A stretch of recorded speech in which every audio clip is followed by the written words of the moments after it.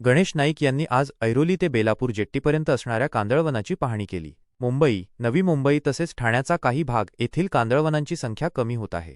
त्यामुळे नव्याने खारफुटीचे रोपण चिखलाच्या जागी करण्यात येणार आहे, असे गणेश नाईक यांनी म्हटले. महाराष्ट्रात आणखी 9% झाडे वाढवण्याची गरज असल्याने महापालिका, जिल्हा परिषद, गाव खेडोपाडी झाडे लावणे गरजेचे आहे, असे देखील नाईक यांनी म्हटले. कांदळवन परिसरात अनेक लोकांनी डेब्रिज टाकून तिथे अनधिकृत घरे बांधली आहेत. तर अशा लोकांना मी प्रेमाने समजावतो, ही कांदळवनाची जागा आहे, त्यामुळे अशी जागा अडवणे योग्य नाही. तुमच्यावर कोणतीही कारवाई करण्याची माझी इच्छा नाही, असे देखील गणेश नाईक यांनी म्हटले. मात्र जर गुंडा टाईपची खट पद्धतीची लोक असतील तर त्यांचा त्यांच्या पद्धतीनेच बंदोबस्त करण्यात येईल, अशी देखील तंबी गणेश नाईक यांनी दिली. MIDCच्या लोकांनी कांदळवनाच्या काही जागा लोकांना विकलेल्या आहेत, तर या संदर्भात सत्य तपासण्याचे आदेश अधिकाऱ्यांना दिले आहेत व ज्यांनी कोणी असा चुकीचा प्रकारे विक्री केल्याचा प्रकार आहे त्या अधिकाऱ्यांवर संबंधित खात्याला कारवाई करण्यास आमच्या माध्यमातून सांगण्यात येईल, असे देखील म्हणाले. त्यांनी केलेल्या पापाची त्यांना फळ भोगू द्या, असे देखील नाईक यांनी म्हटले. बेलापूर जेट्टीपासून ऐरोली जेट्टीपर्यंत 50 सीटांच्या बोटी देखील उपलब्ध करून देण्यात येतील, असेही नाईक यांनी म्हटले.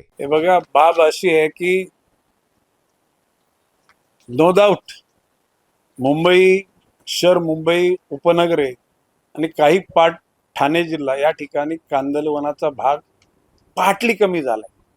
परंतु रायगड जिल्हा, रत्नागिरी जिल्हा, सिंधुदुर्ग आता एकूण 1239 हेक्टर ही 2 वर्षामध्ये वाढ झालेली आहे.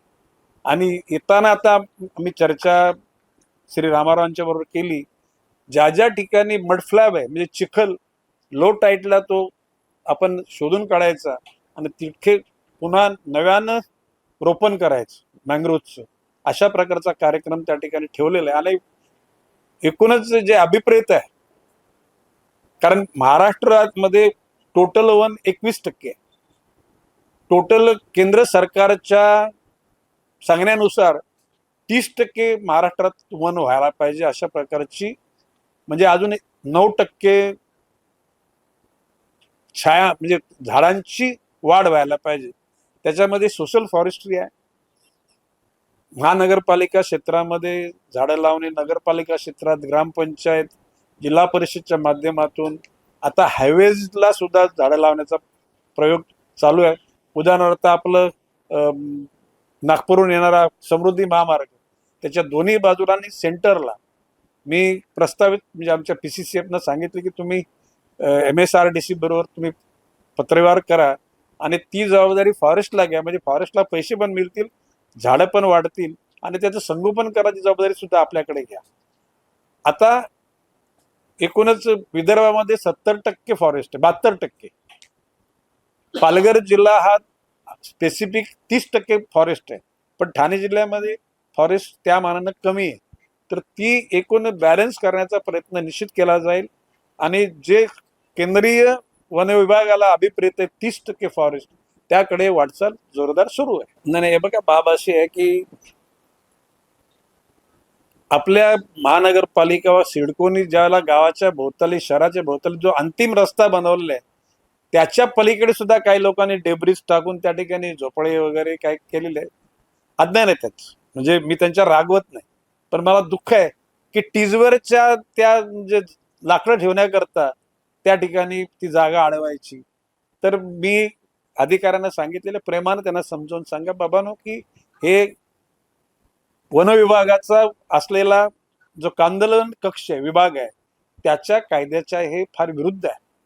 तुमच्यावर तसं बघायला गेलं तर डायरेक्ट केसेस भरून तुम्हाला अटक पण होऊ शकते, पण तशा प्रकारचे लोकांना अटक करणं हे आपलं ध्येय नाही किंवा माझाच उद्देश नाही. माझं म्हणणं सगळ्यांना सतर्क केलं पाहिजे, सगळ्यांचं प्रबोधन केलं पाहिजे, अवेअरनेस म्हणजे त्या लोकांमध्ये जागृती निर्माण केली पाहिजे. आणि मग असे खट लोक असतील जे गुंडा टाईपचे, मग त्या लोकांचा बंदोबस्त त्याच पद्धतीने केला जाईल. परंतु सर्वसामान्य नागरिकाला अतिशय समजूतदारपणातून तुमच्या हातून या चुका घडतात, याच्यातून पर्यावरणाचा ऱ्हास होतोय, याच्यातून एकूण नियमाचा आणि कायद्याचा भंग होतोय. कृपया तुम्ही आम्हाला सहकार्य करा, अशा भावनेतून लोकांशी वागा, अशा प्रकारच्या मी सूचना केलेल्या आहेत. आपल्या ऐरोलीच्या पटणी जो भाग आहे ना, पटणीचा भाग, तिथे MIDCची काही जागा आहे. MIDCच्या लोकांनी कांदळवनातला काही भाग फॉरेस्टचा तो आपला समजून लोकांना विकलेला आहे. त्याबाबत अधिकाऱ्यांना मी सूचना केल्यात, याच्यातलं सत्य शोधा. खोट्या कुठल्या गोष्टी सिद्ध करण्याच्या पाठीमागे लागू नका. पण सत्य असेल ना, कोणाची पर्वा न करता तुम्ही त्या गोष्टी नमूद करा. त्या अधिकाऱ्यांनी ज्याने हलकटपणा केलेला आहे त्या अधिकाऱ्यांच्यावर कारवाई करण्याकरता निश्चितपणे आम्ही संबंधित खात्याला सांगू. नाही झाली तर, आणि त्याच्यामध्ये सुदैवानं तुम्ही पत्रकार बांधव भगिनी हे तुम्ही अलर्ट आहात. तुम्ही या सगळ्या गोष्टी निदर्शनास आणतात. आणि काही काही जे चिटर रुटर काही एनजीओज आहेत ते काही छोट्याफार प्रमाणामध्ये आहेत, परंतु मेजॉरिटी एनजीओज हे एकूण पर्यावरणाचा समतोल राहावा म्हणून, जंगलाची कत्तल होऊ नये, मँग्रोवची कत्तल म्हणून जागृत आहेत. त्या सगळ्यांच्या मदतीनं त्या घटकाने काही हायकोर्टामध्ये केसेस टाकलेले आहेत. त्या केसचा आधार घेऊन मी आमच्या खात्याच्या म्हणजे मँग्रोव्ह डिव्हिजनला सांगितलेलं की प्रेमानं सांगा. सुरुवातीला जाऊन कॉन्फिडन्स मारण्यापेक्षा बाबा तू ही कायद्याचा नियमाचा भंग करतोस, हे तूच चूक सुधारून घे न पेक्षा मग त्याच्या ठिकाणी कायद्याचा बळगाव निश्चितपणे उगारला जाईल. मग त्या ठिकाणी कोणाची पर्वा केली जाणार नाही. हे बघा, जे पब्लिक युटिलिटी करता ज्या काही गोष्टी असतील त्या गोष्टींकरता वन विभागानं अतिशय आपलेपणाच्या भावनातून तुम्ही त्या ठिकाणी त्या गोष्टीकडे बघा आणि त्यांना मदत करा. आता MIDC एरियामध्ये, मापा एरियामध्ये फॉरेस्ट लगत फॉरेस्टची जागेमध्ये भूखंड प्लॉट तयार केले आणि विकले. त्याची पण मी फॉरेस्टच्या अधिकाऱ्यांना सांगितलेलं आहे याची इन्क्वायरी करा. आणि जे घटक जे MIDCचे अधिकारी जाऊन त्यांनी फॉरेस्टमध्ये अतिक्रमण केलं असेल त्या लोकांनाच तुम्ही जा विचारा, किंवा त्यांच्या अगेन्स्ट केसेस दाखल करा आणि let them face the consequences of their own creation. त्यांनी केलेल्या पापाची फलं त्यांना भोगू द्या.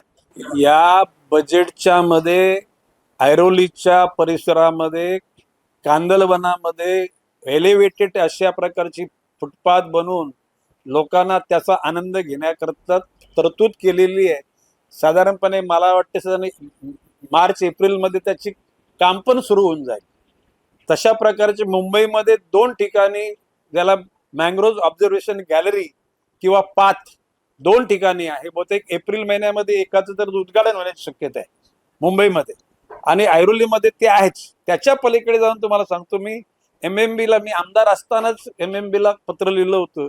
जी ऐरोलीची जेटी आहे ती आता 12 तासाकरता ती आपल्याला तिथून चढ उतार म्हणजे प्रवाशांची करता येते, परंतु ती जेटी थोडे अधिक खाडीत नेऊन राऊंड द क्लॉक म्हणजे 24 तास त्या फिशरमन लोकांना त्याचा वापर करता आला पाहिजे.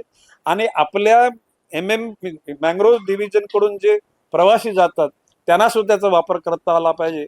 अशा प्रकारची ती MMBची डिपार्टमेंट कडून ती जेटी वाढली जाईल.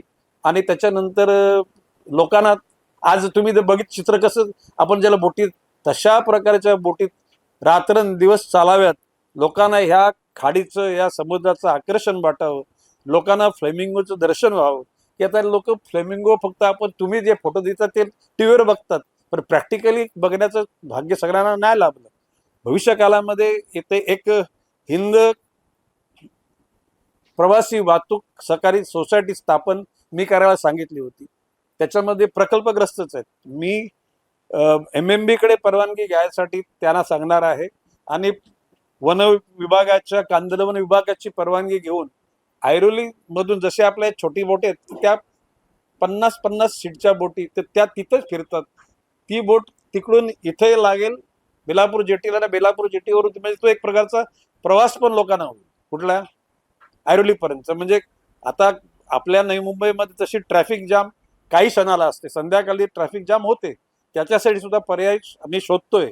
परंतु हा प्रवास सुद्धा लोकांना सुखकर होईल असं मला वाटतं. त्याचा वापर आपण कसा केला जाईल. आता उदाहरण त्या NRIच्या बाजूला ती या ठिकाणी जेटी आहे, ती गाड्या वाहून नेण्याकरता कसे त्या बोटीमध्ये गाड्या, आता त्याच्यातलं फक्त म्हणजे हलकटपणा एक केलेलं आहे सिडकोवाल्यांनी की त्या लोकांनी या सेक्टर 15 मधून इतका सुंदर हा सेक्टर 15 वन टाइम प्लॅनिंग मध्ये मिस बनवलाय. तुम्हाला सगळ्यांना माहिती आहे, बदनाम झालो त्याच्यावर. त्या बदनाम त्याला जे रस्ते उखडले त्याला काही घटकाने ते उखडलेले रस्ते दाखवले ना. बघ गणेश नायकांचा वन टाइम प्लॅनिंग बघा. आता आपल्यापैकी काही पत्रकार त्याच्यात आहेत, आता मी कोणाचं नाव घेत नाही, पण त्याला बदनाम गणेश नाईकला केलं. पण आज सेक्टर 15 बघितल्यानंतर लोक बोलतात यार इज फिलिंग लाईक अब्रॉड, परदेशात आल्यासारखं वाटतं ना.